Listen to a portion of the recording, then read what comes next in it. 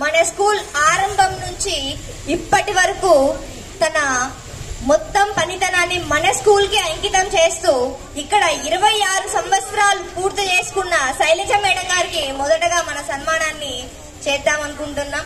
So I would like to request Shailaja madam to come on the dais.